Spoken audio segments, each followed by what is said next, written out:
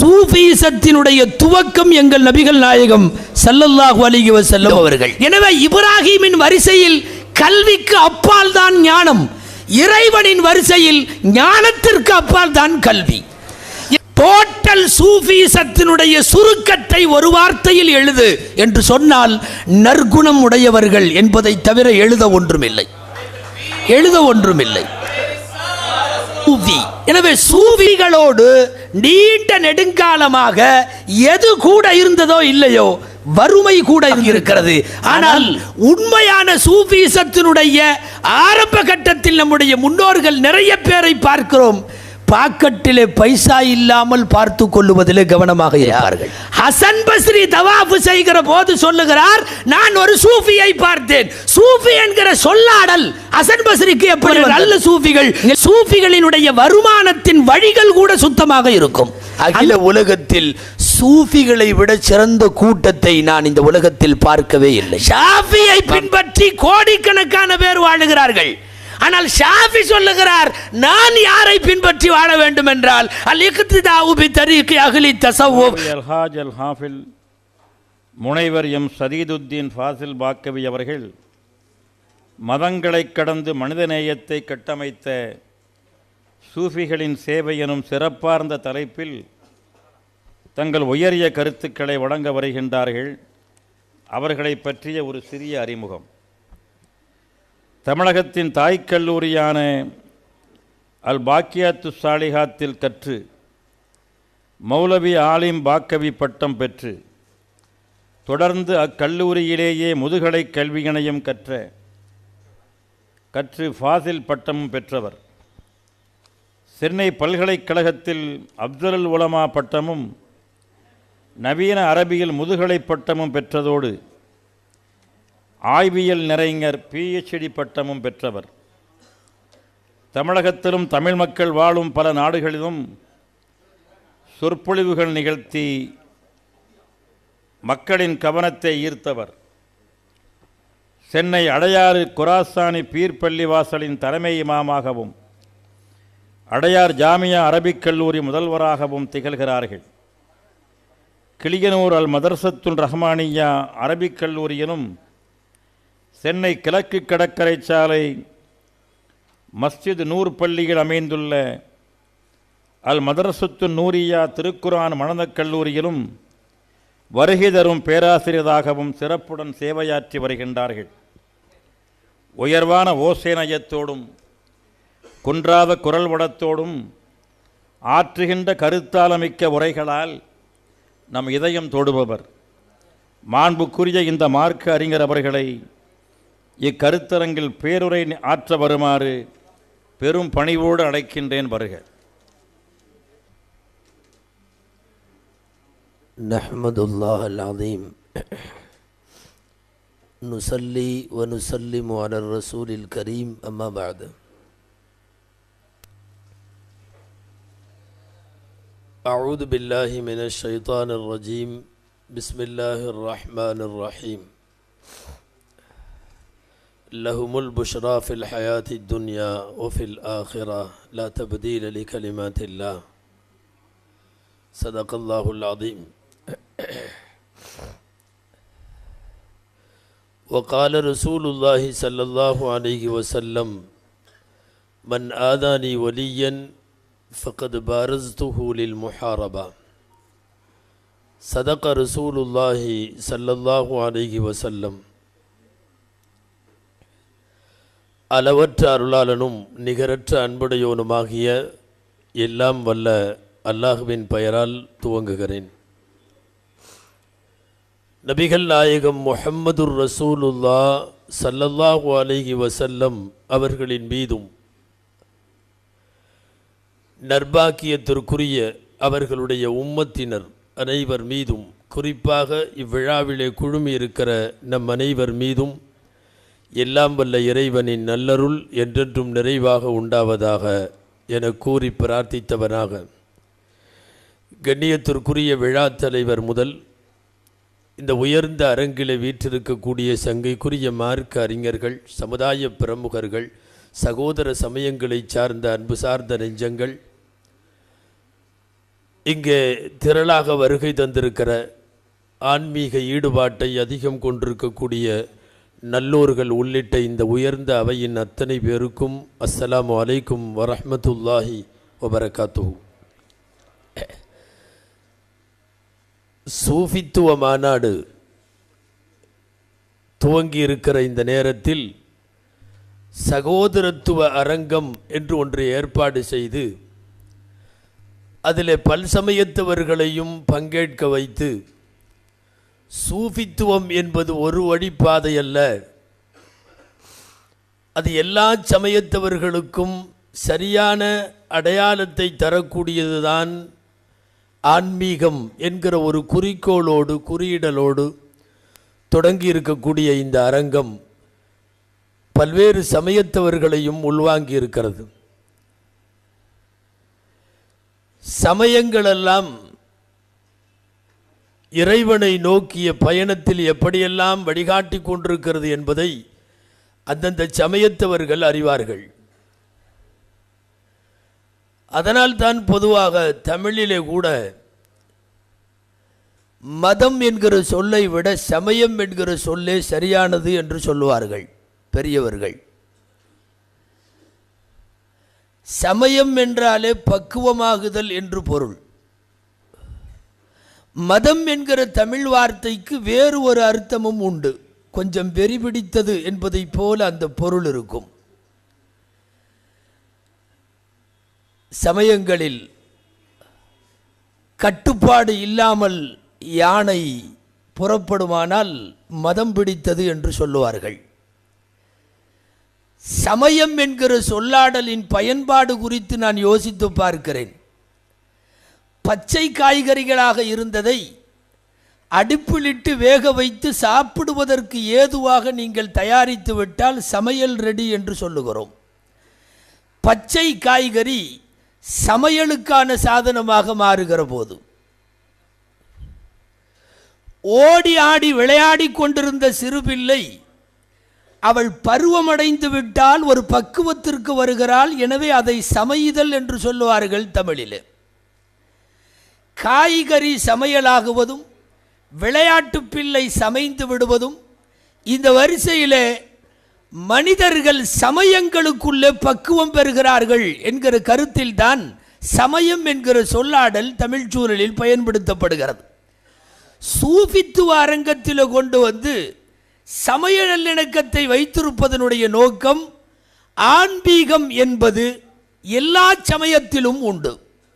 எல்லா சமயத்திலேயும் ஆன்மீக பெரியவர்கள் இருக்கிறார்கள். குறிப்பாக இஸ்லாத்திலே நபிகள் நாயகம் ஸல்லல்லாஹு அலைஹி வஸல்லம் காலம் முதலாக தொடர்ந்து இன்றைக்கு வரையும் கியாமத்து வரைக்கும் சூஃபிசம் இருக்கிறது. நான் அழுத்தமாக சொல்ல வருவதன் காரணம், சில பேர் பேசுவது போல கருதுவது போல எழுதுவது போல சூஃபிசம் இடையிலே ஏற்பட்டதல்ல. சூஃபிசம் இத்தனாவது நூற்றாண்டில் தொடங்கியது என்று அடையாளப்படுத்தப்படுவதல்ல. சூஃபிசத்தினுடைய துவக்கம் எங்கள் நபிகள் நாயகம் ஸல்லல்லாஹு அலைஹி வஸல்லம் அவர்கள். எனவே ஹிஜ்ரி முதல் நூற்றாண்டில் கைருல் குரூன் என்று சொல்லப்படுகிற காலங்களில் சிறந்த பொற்காலத்திலேயே சூஃபிசம் இருந்தது. நபிகள் நாயகம் ஆதார சுருதியாக இந்த சமுதாயத்திற்கு அடையாளம் காட்டிய முந்தைய முதல் 3 நூற்றாண்டுகள் சூஃபிசம் நிரம்பி வழிந்தது. பிற்காலங்களில் அந்த சூஃபிசம் எழுத்துருவாகமாக நடைமுறை செயல்களாக பல்வேறு மஷாயிகுகளால் கொண்டு வரப்பட்டிருக்கிறது. இந்த சூஃபித்துவ பாதையினுடைய முறைகள் மாறுபடலாம், ஆனால் பல்வேறு சமயங்களிலும் இருந்தார்கள் என்று பார்க்கிறோம். சீக்கியர்களுடைய மதகுருவான அந்த குருநானக்கினுடைய வரலாறுகளை படித்து பார்த்தால் ஏறத்தாழ இங்கே இருக்கிற இஸ்லாத்தில் இருக்கிற சில மஷாயிகுமார்களின் வாழ்வும் வாக்கும் எந்த கோணத்தில் பயணித்ததோ அதே கோணத்தில் குருநானக்கின் வாழ்வு பயணித்ததை பார்க்க முடிகிறது.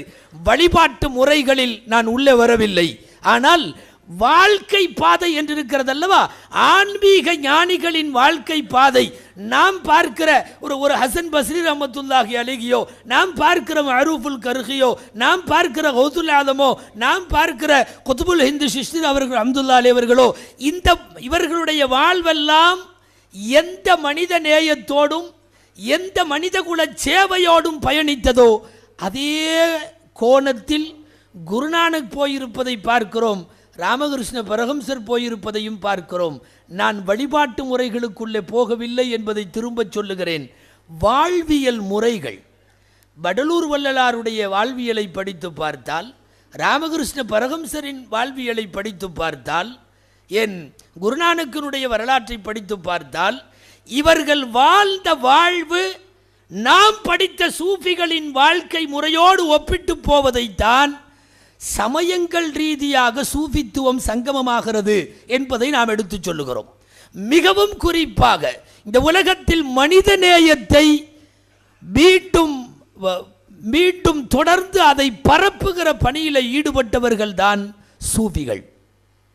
சூஃபிசம் தங்களுக்கென்று ஒரு வட்டம் அமைத்து கொண்டு தனியாக சுருங்குவதல்ல, பறந்து விரிந்த மானுடத்தில் மனித நேயத்தை தொடர்ந்து எடுத்து சொல்ல சில வழிமுறைக்கு பெயர்தான் சூஃபிசம் என்று பெயர். அல்லாஹ் அருளியது சூஃபிசம். நீங்கள் முஸ்லிம்களுக்கு வரலாறு தெரியும். இப்ராஹிம் அலைஹிஸ்ஸலாம் கஅபத்துல்லாவை கட்டி முடித்ததற்கு பிறகு அவர்கள் கேட்ட பிரார்த்தனைகளில் அந்த பிரார்த்தனை அடங்கும். என்ன பிரார்த்தனை? இங்கே ஒரு தூதர் வர வேண்டும். அவர் என்ன செய்ய வேண்டும்? யத்லு அலைஹிம், ஓதி காட்ட வேண்டும் 1, வேதம் கற்றுத்தர வேண்டும் 2, ஞானம் கற்றுத்தர வேண்டும் 3, யுஸக்கீஹிம், அவர்களின் அகத்தை சுத்தம் செய்ய வேண்டும், இது 4. இப்ராஹிம் கேட்டது என்னவோ 4வதாக அகச்சுத்தத்தை, ஆன்மீகத்தை கேட்டார்கள். சரி, கொடுக்கிறேன் என்று பதில் சொல்லுகிறான் இறைவன். ஆனால் கொடுத்த போது இறைவன் எப்படி சொன்னான் தெரியுமா? கேட்டது இவர்கள் இந்த வரிசையில், இறைவன் தந்தது எந்த வரிசை தெரியுமா? அல்லாஹ் சொல்லுவதை கேளுங்கள். இப்ராஹிம் கேட்ட பிரகாரம் நான் அனுப்பி வைக்கிறேன். கொஞ்சம் மாற்றம். ஹுவல்லதி பஅஸஃபில் உம்மீயீன ரசூலன், அல்லாஹ் சொல்லுகிற வரிசையில் நான் ஒரு ரசூலை அனுப்பி வைத்தேன். அவர் ஓதி காட்டுவார். 2வது வேலை யுஸக்கீஹிம். இப்ராஹிம் கேட்டது போல வரிசையை இறைவன் பயன்படுத்தவில்லை. உலமாக்கள் சொல்லுவார்கள், ஆன்மீகத்தை கடைசியாக கேட்டார்கள் இப்ராஹிம், இறைவன் முதலாவதாக தந்தான். யத்லு அலைஹிம் ஆயாதி வயுஸக்கீஹிம் வயுஅல்லிமுஹுமுல் கிதாப வல் ஹிக்மா, கல்வியும் ஞானமும் 2வது பட்சம், முதலில் அகச்சுத்தம் வேண்டும். எனவே இப்ராஹிமின் வரிசையில் கல்விக்கு அப்பால் தான் ஞானம், இறைவனின் வரிசையில் ஞானத்திற்கு அப்பால் தான் கல்வி. எனவே இறைவன் தன்னுடைய வரிசையில் அனுப்பி வைத்ததை சொல்லுகிற போது அகச்சுத்தத்தை ஆரம்பத்திலேயே வைத்து விட்டான். அப்படிப்பட்ட நபிகளுக்கு இறைவன் தந்த தனிச்சிறப்பும் தனித்துவமும், சொல்லப்போனால் நபிகளாரின் உச்சகட்ட புகழாரமும் என்ன தெரியுமா? நபிகள் நாயகம் மகத்தான நற்குணத்தின் மீது இருந்தார்கள் என்பதுதான். அப்படியே வாழையடி வாழையாக நபிகள் நாயகத்திடமிருந்து அத்தனை சூஃபியாக்களிடமும் இந்த நற்குணம்தான் இருந்தது.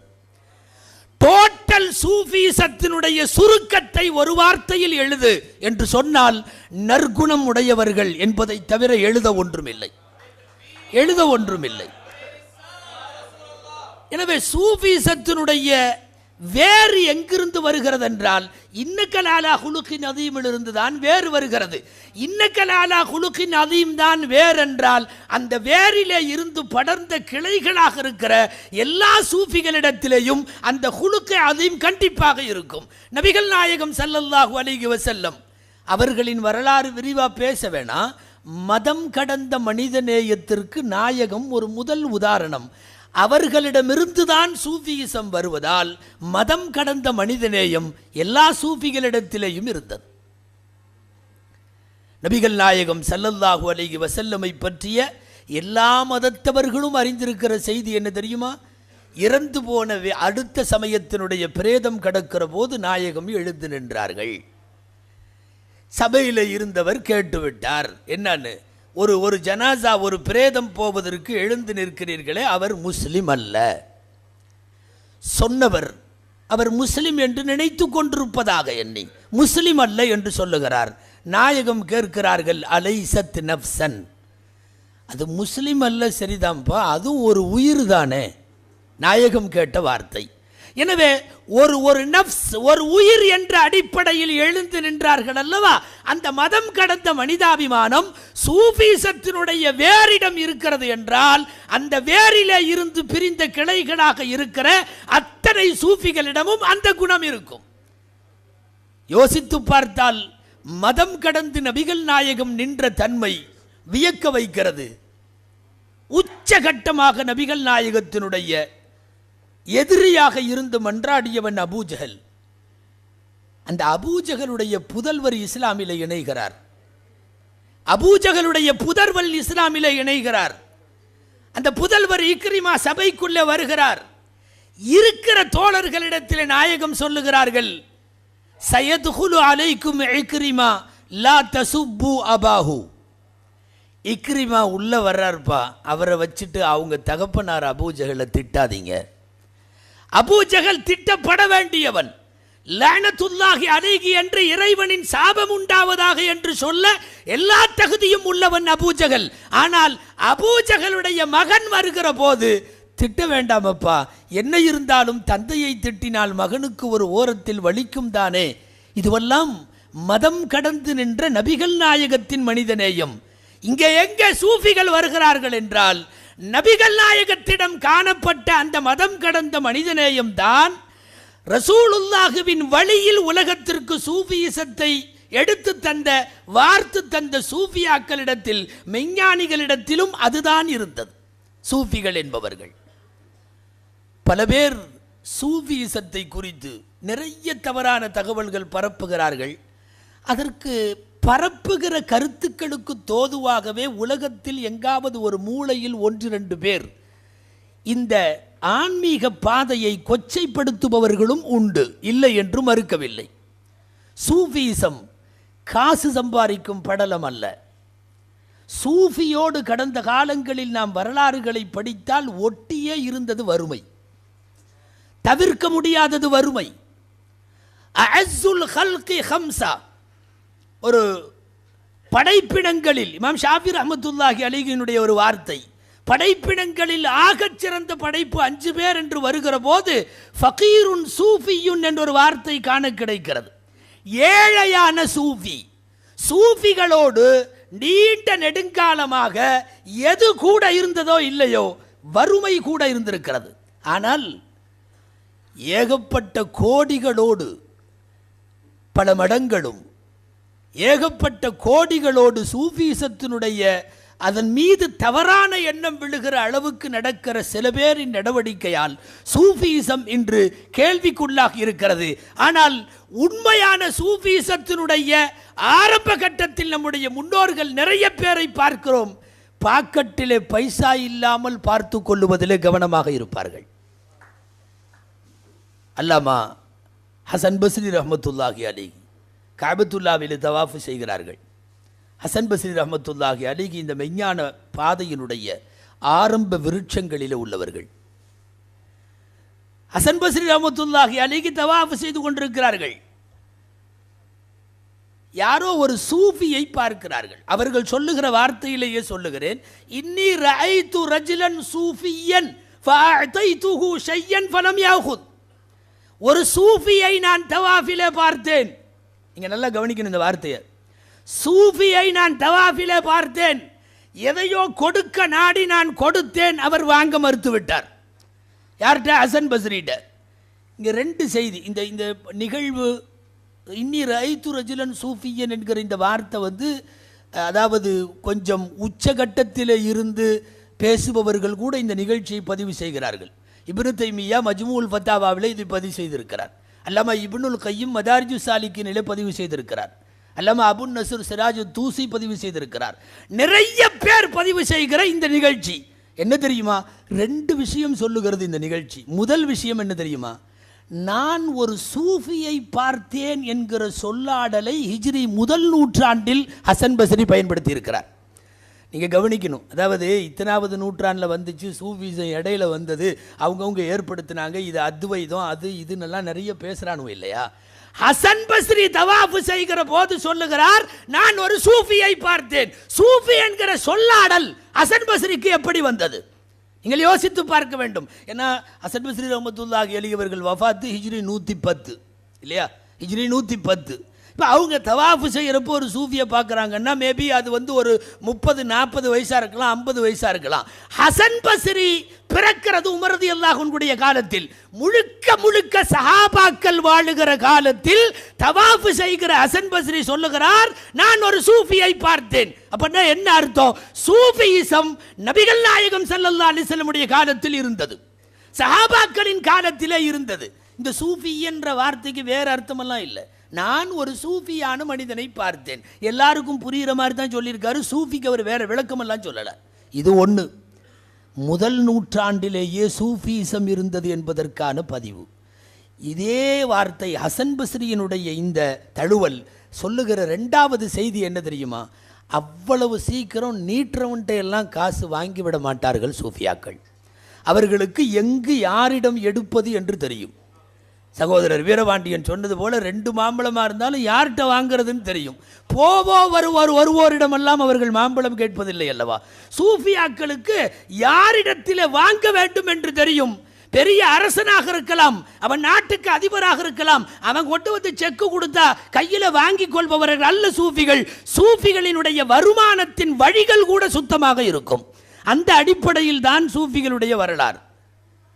நான் அடிக்கடி சொல்வதுண்டு, அல்லாமா சயீதுல் ஹலபி ரஹ்மத்துல்லாஹி அலைஹின்னு ஒருத்தர் இருந்தாங்க. பெரியவங்க பள்ளிவாசலில் தான் உட்காந்துருப்பாங்க, காலை நீட்டி உட்காந்து பாடம் நடத்திட்டு இருப்பாங்க. அவங்கள சுற்றி அவங்களுடைய முரீதீன்கள்லாம் உட்காந்துருப்பாங்க எப்போவுமே. திடீர்னு நாட்டினுடைய அரசர் உள்ளே வந்துட்டார். நான் சொல்லுவது பகுதாதில். உள்ளே வந்த ஒரு அரசர் வந்த உடனே ஆளுக்காள் பொதுவாக உங்களுக்கு தெரியும், அரசர் சும்மா இருந்தாலும் எடுபிடிக்க சும்மா இருக்க மாட்டான். வர்றாரு வழி விட்டு ஆட்டி விட்டு ஓரம் போ ஆய் ஊயின்னு என்னென்னமோ பண்ண இவர் அப்படியே வழக்கம் போல தான் உட்காந்துருந்தார். யார்? அல்லாமா சயீத் அல் ஹலபி. அரசருக்கு காலை நீட்டியிருந்தது ஒரு வித்தியாசமாக பட்டது.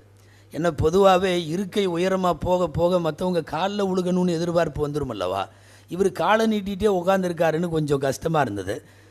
கூட இருக்கிறவங்கள்ட்ட விசாரித்தார், யார் இந்த பெரியவர்? இவர் அல்லாமா சயீத் அல் ஹலபி. இங்கே அவரை சுற்றி அவருடைய சீடர்கள் இருக்காங்க. அவர் ஏதாவது ஞான உபதேசம் பண்ணிவிட்டு இங்கே உட்காந்துருப்பார் எப்போவுமே. இல்லை, நான் வர்றப்போ கூட காலை மடக்காமல் உட்காந்துருக்கார். இல்லை, அவர் அப்படி தான் எப்போவுமே உட்காந்துருப்பார். போயிட்டார். இவரை எப்படி கவனிக்கணும்னு அரசர் அவருக்கு தெரிந்த ரூட்டில் போய் ஒரு பை நிறைய தங்க காசு கொடுத்து தன் உதவியாளரை அனுப்பி, நான் கொடுத்தேன்னு அவர்கிட்ட கொடுத்துரு. இது எதுக்கு தெரியுமா? அடுத்த தடவை வரும்போது கால் நீட்டாமல் இருக்கிறதுக்கு இல்லையா? கொடுத்து விட்டார். அவர் வந்தார், அரசருடைய உதவியாளர் வந்து கொடுத்தார். இதா உங்கள்கிட்ட கொடுத்துட்டு வர சொன்னாங்க. எதுக்கு? எதுக்கு? இல்லை, அன்பளிப்பாக கொடுத்து. நான் அப்படி வாங்கிறது இல்லை. நல்ல சூஃபிகள் அவ்வளவு சீக்கிரம் கை நீட்ட மாட்டார்கள். நான் வாங்கிறது இல்லை. இல்லை, கொடுத்தது அரசர் ராஜகுற்றமாயிரும், நீங்கள் வாங்கலைன்னா முடியாதுன்னு போய் சொல்லிடு. இல்லை, உங்கள்கிட்ட கொடுத்துட்டு வர சொன்னார். அப்படின்னா ஒரு வேலை செய், திரும்ப கொடுத்துட்டு இந்த வார்த்தையை சொல்லு. என்னென்ன தெரியுமா? இன்னல்லதி மத்த ரிஜிலைஹி லா யமுத்து யதைஹி. காலை நீட்டிட்டு இருந்தவர் கையை நீட்ட மாட்டாராமான்னு போய் சொல்லு. அவன் அதிர்ச்சி ஆகி அதிலிருந்து மீள்றதுக்குள்ளேயே அடுத்த வார்த்தை சொன்னார். போய் சொல்லு, லவ் மத்த யதைஹி லமஸ்ததா அய்யமுத்த ரிஜிலைஹி. ஒருவேளை கையை நீட்டிட்டா இனிமேல் காலை நீட்ட முடியாதாமான்னு சொல்லு. இந்த 2வது வார்த்தை மிகச்சரியான வார்த்தை. கையை நீட்டிட்டா அதுக்கப்புறம் காலை நீட்ட முடியாதல்லவா? அரசரிடம் அந்த அன்பளிப்பு அப்படியே திரும்பி போனது. நான் அதைத்தான் சொல்லுகிறேன். ஹசன் பஸ்ரி சொல்லுகிறார், ரஐது ரஜுலன் சூஃபியன். நான் ஒரு சூஃபியை பார்த்தேன் தவாஃபிலே. கொடுக்க நினைத்து கொடுத்தேன், அவர்கள் வாங்கவில்லை. சூஃபிகள் வாங்குவதில்லை என்பது ஒரு செய்தி. சூஃபி என்கிற பதம் நாயகம் ஸல்லல்லாஹு அலைஹி வஸல்லம் வஃபாத்தான 30 வருஷத்திலேயே பயன்படுத்தப்படுகிறது என்றால் சூஃபிகள் ரசூலுல்லாவின் காலத்திலே இருந்தே இருக்கிறார்கள் என்பது அதற்கான இன்னும் ஒரு செய்தி. அந்த சூஃபிகள் வாழுகிற வழியெல்லாம் எல்லா மதங்களையும் தாண்டியவர்களாக, ஏன் எதிரிகளை கூட இரக்க கருணையோடு பார்க்கிற பார்வை சாமானியர்களுக்கு வராது, சூஃபிகளுக்கு மட்டும்தான் வரும். அல்லாமா ஃபுதைல் இப்னு இயாத் ரஹ்மத்துல்லாஹி அலைஹி ஏராளமான வலிமார்களினுடைய தலைவாசல் ஃபுதைல் இப்னு இயாத் ரஹ்மத்துல்லாஹி அலைஹி சொல்லுகிறார்கள், இதக்தாபக அதுவுக ஃபஹுவ அன்ஃபஉ மின் சதீகிக. உன்னை பற்றி உன் விரோதி எவனாவது திட்டுறான்னு வச்சுக்கோ. ஃபுதைல் இப்னு இயாதுடைய வார்த்தை. உன்னை பற்றி உன்னுடைய விரோதி எவனாவது திட்டுறான்னு வச்சுக்கோ, நல்லா தெரிஞ்சுக்கோ, உன் நண்பனை விட அந்த எதிரி பரவாயில்ல. ஏன் தெரியுமா? குல்ல மக்தாபக அதுவுக ஃபஹுவ அஅதா மின் ஹஸனாதிஹி. எப்பவெல்லாம் உன்னை உன் எதிரி திட்டுறானோ அப்பவெல்லாம் அவன் நன்மையிலிருந்து உனக்கு கொஞ்சம் கொடுக்குறான்னு அர்த்தம். இதை நண்பன் கூட தரமாட்டான். இந்த பார்வை இருக்கிறது அல்லவா, விரோதிகளையும் கூட தோழமையோடும் அவனை மிக பிரயோஜனம் தருவராகவும் பார்க்கிற பார்வை இவர்களுடைய பார்வை. யார் யாரெல்லாம் தங்களுக்கு எதிரில் தருகிறார்களோ மனிதர்களாக, மதத்தால் அல்ல, முஸ்லிமா, இந்துவா, கிறிஸ்தவனா, சீக்கியனா, ஜைனனா அல்லது அதற்குள்ளே சைவமா, வைணவமா, எல்லா பார்வைகளையும் கடந்தவர்கள் சூஃபிகள். இந்தியாவினுடைய அடக்கஸ்தலங்கள் இதற்கு சாட்சி. இந்தியாவின் அடக்கஸ்தலங்கள் சாட்சி. அஜ்மீரிலே வந்து குவிகின்ற அனைத்து மதத்தவர்களையும் பார்த்தால் சூஃபிகளின் சமய நல்லிணக்கம் பேசி தெரிய வேண்டாம், அங்கே மசாரிலே பார்த்தால் தெரியும். ஒரு 4 நாட்களுக்கு முன்னாலே அஜ்மீர் ஹாஜா மொயினுத்தீன் சிஸ்தி அவர்களுடைய அடக்கத்தலத்தில் நிற்கிற நட்பேரை பெற்ற போது நான் அங்கே பார்க்கிறேன். எத்தனை பேர் முடிந்த சாமியார்கள், ருத்ராட்ச கொட்டைகளோடு வரக்கூடிய அந்த சாமியார்களை பார்க்கிறோம்.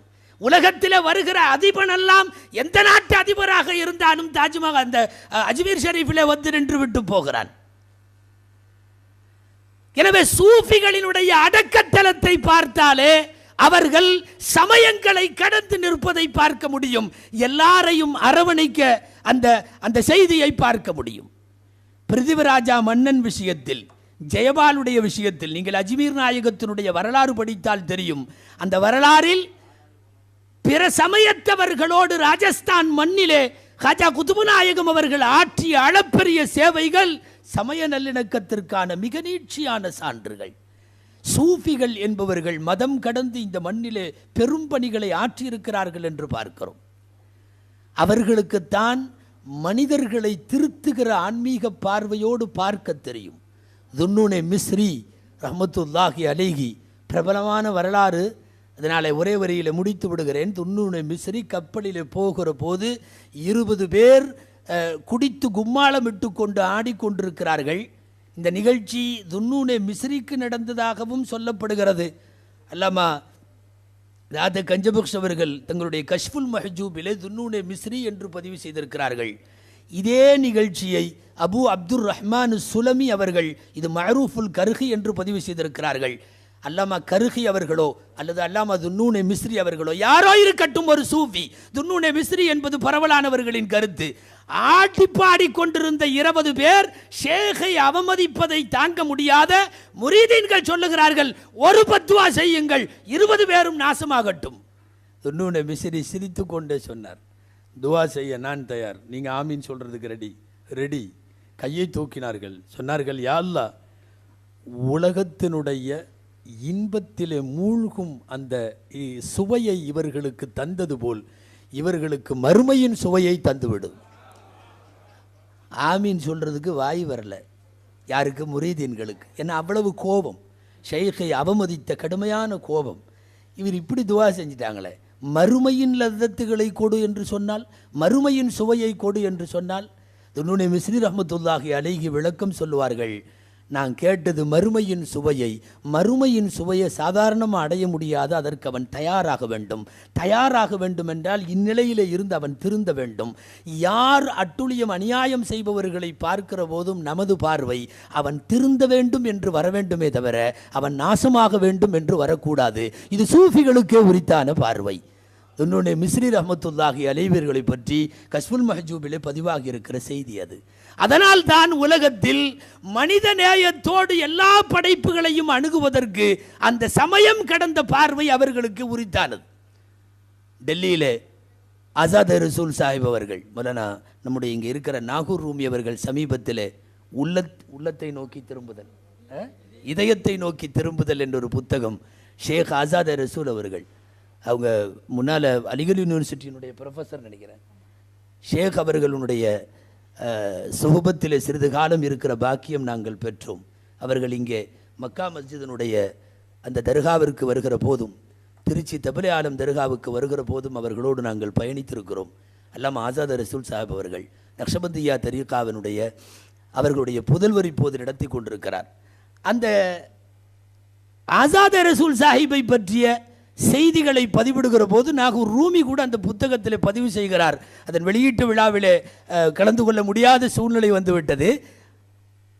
பல்வேறு மதத்தவர்களினுடைய அடைக்கலமாக ஒரு கட்டத்தில் ஆசாத் ரசூல் திகழ்ந்திருக்கிறார் என்பது மட்டுமல்ல, பிற சமயங்களுக்கான ஆன்மீக தேடலுக்குள்ளே போய் என்ன இருக்கிறது என்று பார்த்துவிட்டு வரலாமே என்று ஆசாத் ரசூல் சாஹிப் எந்தெந்த மதங்களின் ஆன்மீகத்தை எல்லாம் உள்ளுக்குள்ளே புகுந்து போய் பார்த்தார்கள் என்கிற சில பதிவுகளை நான் இதயத்தை நோக்கி திரும்புதல் என்கிற புத்தகத்தை அட்டை டு அட்டை முழுதாக வாசித்து பார்த்ததிலே தெரிந்து கொள்ள முடிந்தது.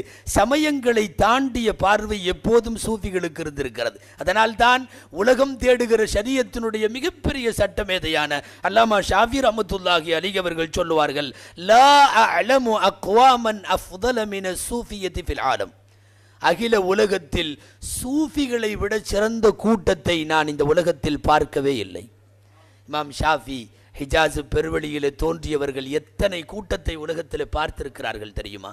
அவர்கள் சொல்லுகிறார்கள், சூஃபிகளை விட சிறந்த எந்த கூட்டத்தையும் நான் உலகத்தில் பார்க்கவே இல்லை. இமாம் ஷாஃபி தாங்களாக எழுதுகிற வார்த்தை, 3 விஷயம் உலகத்தில் ஒவ்வொருவருக்கும் பிடித்ததான பிரபலமான செய்தி உண்டல்லவா, அதிலே இமாம் ஷாஃபி எழுதுகிறார்கள், ஹுப்பிப இலைய மின் துன்யாக்கும் ஸலாத்துன், உங்கள் உலகத்தில் எனக்கு 3 பிடிக்கும். சொல்லுவதை கேளுங்கள், சொல்லுவது இமாம் ஷாஃபி, எனக்கு உங்கள் உலகத்தில் 3 தான் பிடிக்கும்.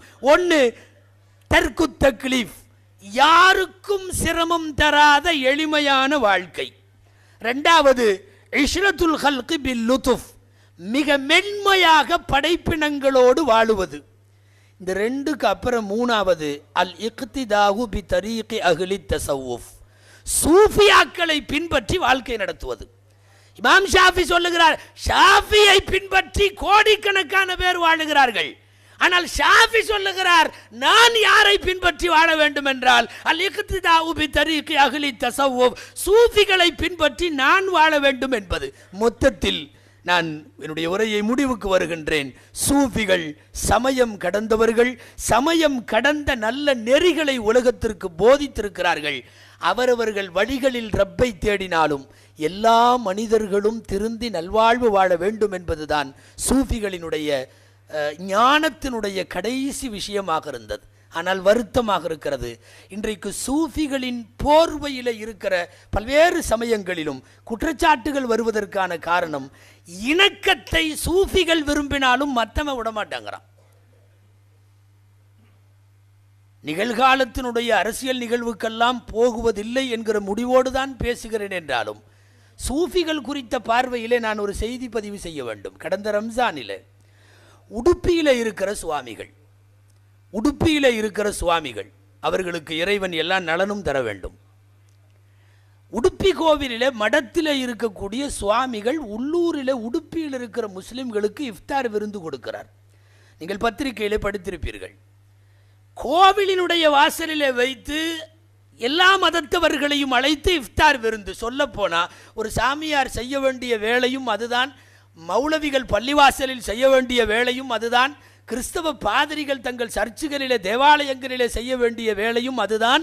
சமய ரீதியாக மனிதர்களை இணைக்க வேண்டும். அந்த வேலையை ரொம்ப கச்சிதமாக செஞ்சார் உடுப்பி சுவாமிகள் அவர்கள். இதுக்கு ஒன்றும் நான்வெஜ் எல்லாம் போடலை அவர். நம்ம சாதாரணமான கஞ்சி பழரசம் அது இதுன்னு வச்சு உள்ளூர் முஸ்லீம்களை எல்லாம் கூப்பிட்டு, 1-2 சிறுபான்மை சமுதாயத்தை சார்ந்த கிறிஸ்தவர்கள் அவங்க இவங்களை எல்லாம் கூப்பிட்டு, அவர் தன்னுடைய காவி உடையோடு வெற்றுடம்போடு அவருடைய ருத்ராட்ச மாலையோடு வந்து எல்லாத்துக்கும் ஜூஸ் கொடுத்து பரிமாறுகிறார். முதல் நாள் பத்திரிகையில் வந்தது, ஆகா உலகத்தில் இந்து மதத்தினுடைய பெருமக்களாக இருக்கிற சாமியார்கள் எல்லாம் இப்படியல்லவா இருக்க வேண்டும் என்று நம்முடைய மனங்கள் புலகாகித்து போயிருக்கிற நிலையில் அடுத்த நாள் சாமியாருக்கு எதிராக கோவிலுக்கு எதிரே ஆர்ப்பாட்டம் நடக்கிறது. வெளியே போ, வெளியே போ, நீ உள்ளே இருக்காதே, மதத்தை களங்கப்படுத்தி விட்டாய், நீ இதை செய்து விட்டாய், ஆகம விதிகளை மீறி விட்டாய், என்னென்னமோ சொல்லி அவரை மிருகம் மாதிரி பேசுகிறான். ஆனால் உண்மை என்ன தெரியுமா, மனுஷன் மாதிரி வேலை அவர் செஞ்சார். அதாவது ஆன்மீக குருநாதர்கள் என்ன செய்யணுமோ அதை செய்தார். அந்த உடுப்பி சுவாமிகள் நாட்டிலே மத நல்லிணக்கத்தை விரும்பி செயல்படுகிற சாமியார்களும் சரி, பாதிரியார்களும் சரி, மௌலவிமார்களும் சரி, ஒரு விதமான அச்சுறுத்தலுக்கும் தாக்குதலுக்கும் உள்ளாகுவது என்பதுதான் வேதனை. மற்றபடி எல்லா சமயத்தினுடைய வழிகாட்டிகளும் சரியாகவே இருக்கிறார்கள். அந்த பாதை, சகோதரத்துவ பாதை தொடர்ந்து பயணிக்கட்டும் என்ற விஷயத்தை மட்டும் சகோதரத்துவ அரங்கம் என்கிற இந்த சூஃபி அரங்கத்திலே நான் பதிவு செய்து நல்ல வாய்ப்புக்கு நன்றி கூறி நிறைகிறேன். வாஹிர் தஅவானா அல்ஹம்துலில்லாஹி ரப்பில் ஆலமீன். அஸ்ஸலாமு அலைக்கும் வரஹ்மத்துல்லாஹி